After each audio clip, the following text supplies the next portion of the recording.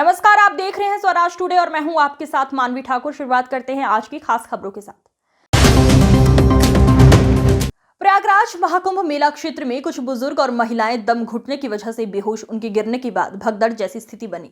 भगदड़ में दर्जनों से ज्यादा लोगों की हताहत की खबर। लगभग 25 से 30 लोगों को अस्पताल में भर्ती कराया गया। महाकुंभ में बने केंद्रीय अस्पताल में घायलों को पहुंचाने के लिए बनाया गया ग्रीन कॉरिडोर। सभी घायलों के इलाज के लिए डॉक्टर्स की पूरी टीम अस्पताल में मौजूद। एयर एम्बुलेंस के जरिए भी घायलों को अस्पताल पहुंचाने की तैयारी। अखाड़े का स्नान नियत समय पर शुरू। साधु संत स्नान के लिए संगम नोस पहुंचने लगे। बड़ी संख्या में श्रद्धालु भी शांतिपूर्वक कर रहे हैं स्नान। 10 से ज्यादा जिलाधिकारियों को क्राउड मैनेजमेंट की मिली जिम्मेदारी। सुचारू स्नान के लिए प्रयागराज के बॉर्डर के इलाकों में अधिकारियों को किया सक्रिय।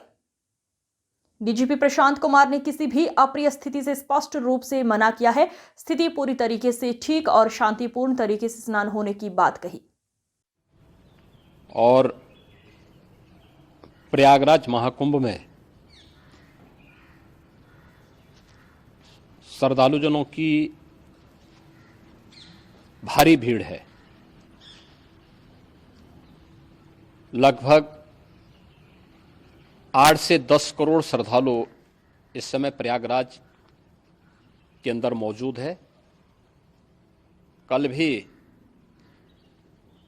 5.5 करोड़ श्रद्धालुजनों ने महाकुंभ का स्नान किया था।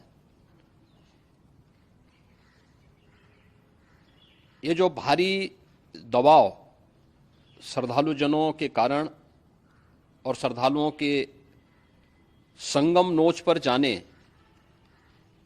के कारण वहां पर एक बना हुआ है, लेकिन पूरा प्रशासन मौके पे वहां मौजूद है।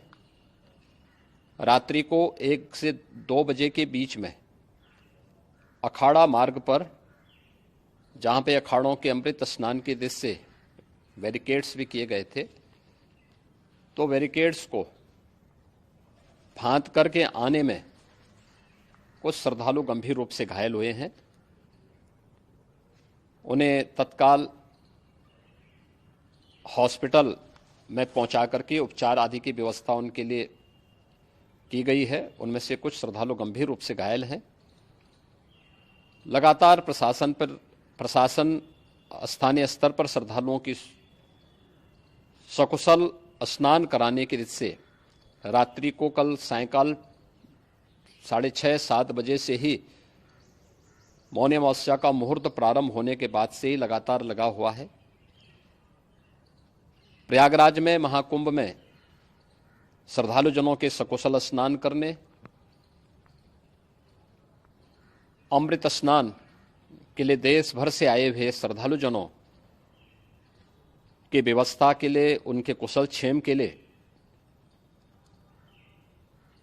आदरणीय प्रधानमंत्री जी का प्रातःकाल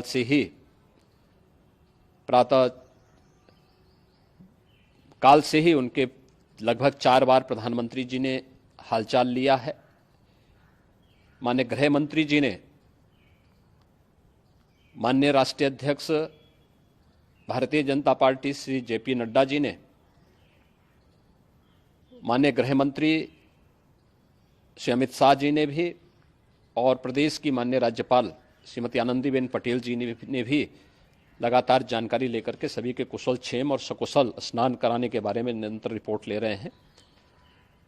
हम लोगों की प्रातःकाल से ही श्रद्धालुजन जो भी आए हैं वे स्नान कर सकें, इसके लिए यहाँ पे उच्च स्तरीय बैठक भी चल रही है, जिसमें मुख्य सचिव भी हैं, डीजीपी हैं, प्रमुख सचिव गृह हैं, मुख्यमंत्री कार्यालय के अपर मुख्य सचिव के साथ एडीजी लॉ एंड ऑर्डर के साथ साथ अन्य वरिष्ठ अधिकारीगण मौजूद हैं।